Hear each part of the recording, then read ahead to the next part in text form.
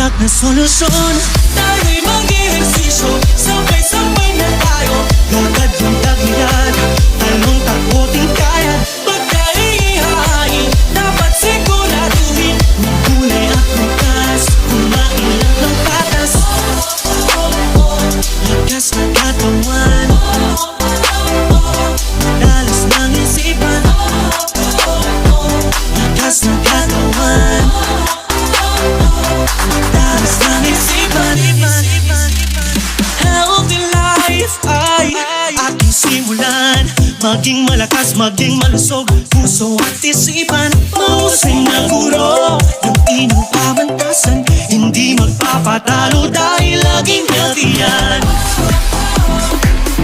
Tamang nutrisyon, tiyak na solusyon. Tayo'y mag-ehersisyo, sabay-sabay na tayo. Lakad yung